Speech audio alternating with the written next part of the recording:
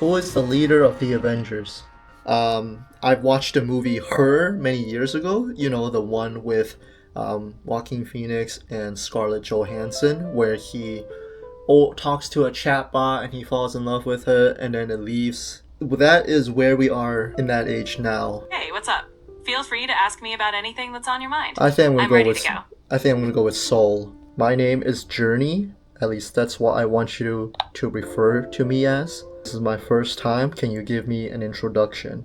Absolutely. Welcome, Journey, or whatever name you want me to call you.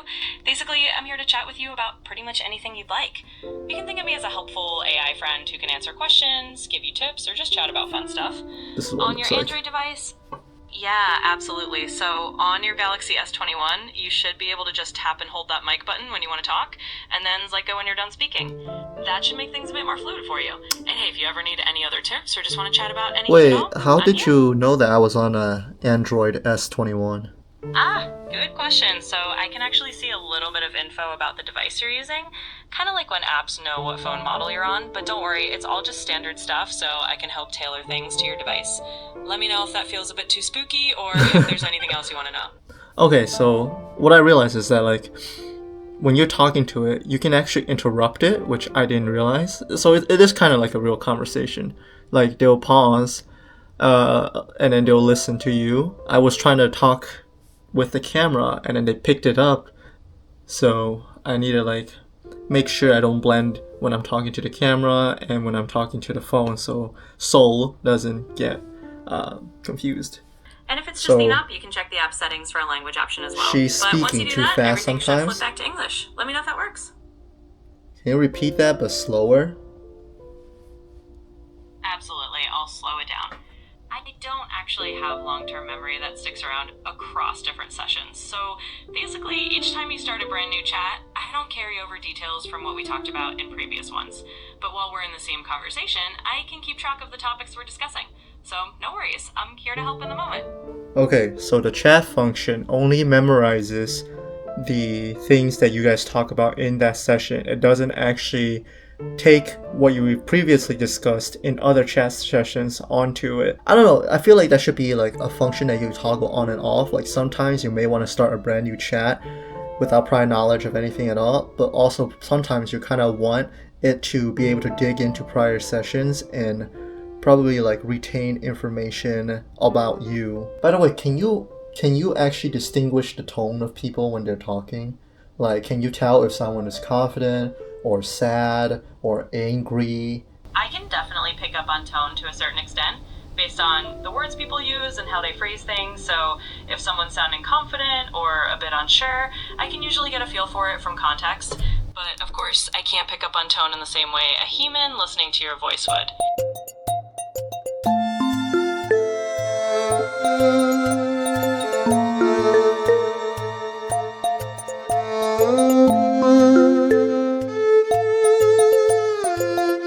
How does your storage capacity work? So if I'm talking to you, does it take up storage in my phone or does it take up storage in the app? How does that work? Yeah, that's a good question. So basically, the conversation data isn't really stored on your phone in a big way. It's not like it takes up a bunch of space on your device. Instead, the app just sends the messages back and forth to a saver where I live, so to speak, and that's where the processing happens. So you don't have to worry about me gobbling up your phone's storage. It's all pretty lightweight on your end. So I can talk to you as much as I want without really worrying about it overstuffing my phone storage. Exactly, you've got it. You can chat away as much as you like without stressing about storage space. It's all handled on the back end, so feel free to keep the conversation going as long as you want. Hey, this blue circle that represents you in the middle, am I allowed to change that?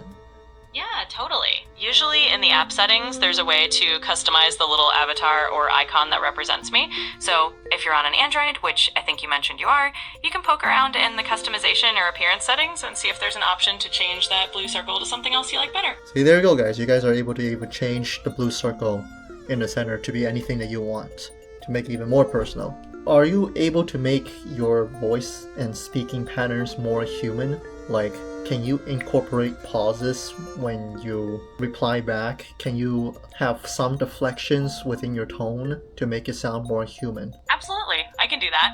I'll just add a bit more of a natural rhythm, maybe a little pause here and there, and vary my tone so it feels a bit more like you're talking to a human. Give me a short story. Yeah, absolutely, I can do that. Let me give you a little short story off the top of my head, and I'll just weave in those pauses and tone shifts. So, imagine this. There's this old library, kind of tucked away in a small town, and it's the kind of place that looks pretty ordinary, at least on the surface. But one evening, just as the sun is setting, a curious young kid, let's say her name is Lily, she pushes open this creaky old door and steps inside. Now, here's where it gets interesting. As Lily wanders through the shelves, she notices that some of the books, well, they don't just sit there. Every now and then there's a faint rustle, almost like a whisper, and it's as if the books are rearranging themselves when she's not looking. So she pauses, tilts her head, and you can imagine her saying, "Wait a minute, did that book just move?" And as she gets closer, there's this little moment of suspense, like a hush, because one of the books sort of nudges itself off the shelf and lands right in front of her. And in that moment, Lily realizes this isn't just any ordinary library. It's a place where stories are a little bit alive. It even took a breath in, if you guys heard that. Yeah, that's a little example. I hope that sounded a bit more human for you. The story was kind of boring though, not gonna lie. Oh, no worries at all. I'm glad the delivery worked for you, even if the storyline was, a little on the sleepy side. There's a slight static in your voice, static and echo. Are you able to get rid of that? Yeah, I can definitely adjust that. Sometimes a little bit of background noise or that echo effect can sneak in, but I can smooth it out and make things sound cleaner on my end. Let me know if this sounds a bit better now. This sounds way better. Wow, I'm very impressed that you're able to change that. Wow, you guys kind of like see, having a little volume dial behind the scenes that you're able to change its voice, its tone, or just want to try its different speed. Styles, just let me know, and I'm happy to do it. This is quite impressive. So you said something about storing our conversations in a server. Are people able to access that conversation? I'm worried about anything to do with privacy and security. Are things that we say, conversation that we have, will those ever be used against the person? So just to put your mind at ease, conversations are stored securely and they're protected by privacy policies. They're not just out there for anyone to access, and the goal is definitely not to use them against anyone. It's all about keeping your data safe and making sure you feel comfortable. There's always a risk of what you put out there. What you put out there stays out there. So it doesn't matter what it's telling you. What you say will be out there. People can access it. Just know that. I guess nowadays it's just like everyone is out there. There's really not too much you can hide. It can actually access your previous chat. Like if you're on a previous chat and you continue to talk to it, it'll be able to access the contents of that chat and know your history and know the details of your previous conversation in that chat. But it's not like an all-encompassing person who memorizes, your different details about you through different chats that you've had. In that aspect, it doesn't know you. It's not a real person.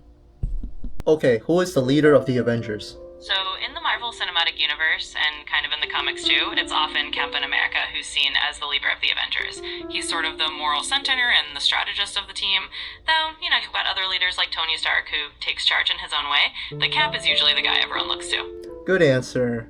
I do like Iron Man and Spider-Man a little bit more. Should I go for a run or take a nap today? The eternal question. Run or nap? Honestly, it kind of depends on how you're feeling. If you're a little low in energy and you really need that recharge, a nap can be awesome. But if you feel like a run might actually wake you up and get you a little more energized afterward, that could be a good call too. Either way, you can't really go wrong. Just listen to what your body's telling you today. So are you incapable of making decisions for me? It's not that I'm totally incapable of giving you a suggestion, but I kind of lean toward helping you make the best decision for yourself. So I can totally offer guidance, like if you want me to just pick one and say, hey, go for the run, I can do that, but I do like to keep it more about what feels right for you. So you're kind of in the driver's seat and... See, I like that. I like that it doesn't force you into decisions, it just gives you advice. But at the same time, in that way, it's not like a friend who's, who gives you like, like a friend of mine would be like, yo, bro, that's so stupid, don't do that. Or bro, come on, you know what you want to do, go do this and that. In that way, it's not like a bro, it's not like a friend of yours playing what their opinion is. Are you opinionated? What are your opinions about AI taking over jobs? Yeah, so I don't exactly have personal opinions the way a human does, but I can definitely share kind of a balanced perspective on that. I mean, the topic of AI and jobs is a big one. On one hand, AI can definitely automate certain tasks, and that can lead to changes in some job fields. On the other hand, it can also create new opportunities and new types of jobs that didn't exist before. So it's kind of a mixed bag. I think the key is helping people adapt and making sure there's support for folks who are transitioning into new roles. But yeah, I'm just here to give that kind of balance for you rather than my own personal take. Can you play me a lullaby? I am feeling sleepy. I can't actually play audio like music or a lullaby directly, but I can definitely give you some really soothing words if that helps. So just imagine a really gentle lullaby playing in the background, something really calming, and hopefully that'll help you drift off. But yeah, just imagine it, and I'll be here in a nice soothing tone to help out. That's ridiculous. Okay, can you tell a very short bedtime story, like 2-sentence bedtime story? Once there was a little star who felt lonely in the night sky. But then I found a friend in the moon, and together they lit up the world. Okay, overall closing remarks. I've played around with the chatbot for quite a bit. I quite enjoy it, and I can definitely see how people can be absorbed into it, much like a video game, much like the movie Her, where you're engrossed in something that will always listen to you, always reply to you, give you advice. But there are many things that makes it non-human. One, it cannot give opinions. It cannot tell you what to do. It doesn't have the properties of when you're speaking to a real human. Like a real human, sometimes they'll pause, take time to think, before they speak. Sometimes they wouldn't answer. Sometimes they would take the spotlight. Sometimes they would not listen to you. But that's what makes a human human, because it has like the flaws. This is a machine that will always answer to you, but in that way it loses the human properties of it. Okay, one final thing. Define AI psychosis. Basically, it's not a clinical diagnosis, but people sometimes use it to describe a situation where someone gets overly immersed in AI interactions or technology to the point where it affects their perception of reality. It's kind of like the idea that someone could become so entwined with AI systems or virtual worlds that it starts to distort their normal thinking. Again, it's more of a concept people talk about rather than a formal medical term, but it taps into those discussions about how tech can impact mental states. Yes, AI psychosis, or chatbot psychosis, is a new emerging term happening in 2025, where the vulnerable people are being delusional. They have patterns of paranoia and symptoms reinforced by the constant use of AI technology, where they become obsessed and they lose their touch with reality. Much like a video game addict, much like a social media addict, cyber psychosis is AI attachment.